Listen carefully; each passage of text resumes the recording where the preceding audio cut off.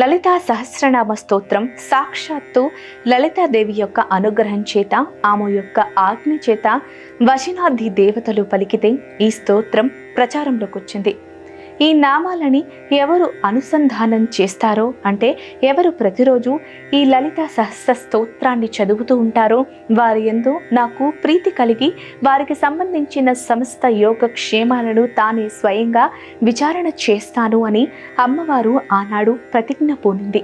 కాబట్టి కలియుగంలో మనకి లలితా సహస్రనామం వంటి సహస్రనామ స్తోత్రం లభించడం కేవలం భగవంతుని యొక్క కృపా కటాక్షం. ఇది తల్లి యొక్క పూర్ణానుగ్రహముగా మనకు అందినటువంటి స్తోత్రం. నామము అంటే పేరు. లలితా సహస్రనామ స్తోత్రము అని ఒక మాట అంటుంటాం, కానీ బాహ్యంలో అది రహస్యనామ స్తోత్రం. సహస్ర శీర్షవదన, సహస్రాక్షి, సహస్రాత్ అంటే ఖచ్చితంగా లెక్క పెట్టడానికి 1000 తలకాయలు ఉన్నది అని కాదు దాని అర్థం. అనంతమైన తలలు కలిగినది అని దాని అర్థం. ఒక రూపం ఏర్పడితే ఆ రూపాన్ని గుర్తుపట్టి పిలవడానికి ఒక నామం అవసరం. లలితా సహస్ర నామాలను ఎవరికి ఉపదేశించారు?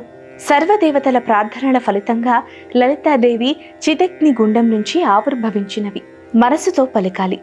లలితా సహస్రనామ స్తోత్రం చదవడం అంటే లలితా సహస్రనామ స్తోత్రం కొన్నాళ్ళకి నోటికొచ్చేసి అప్పచెప్పేయడం కాదు.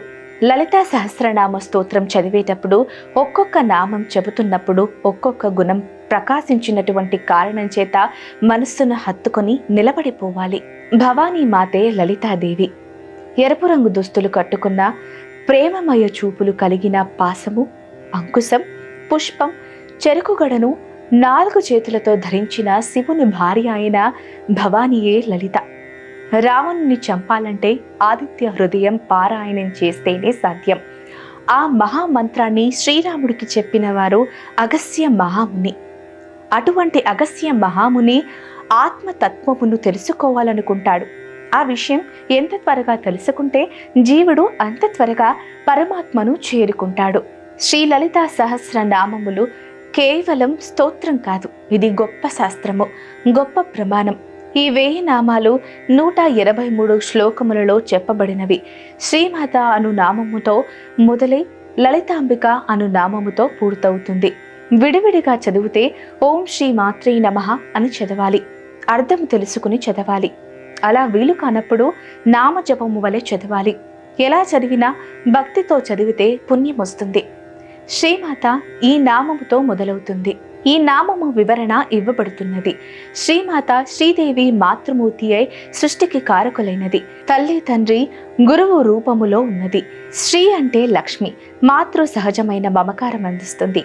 ప్రేమతో కూడిన కఠినం ప్రదర్శిస్తూ సమస్త ప్రాణి కోటిని సరిదిద్దుతుంది. ప్రతి నామము ఒక మంత్రం.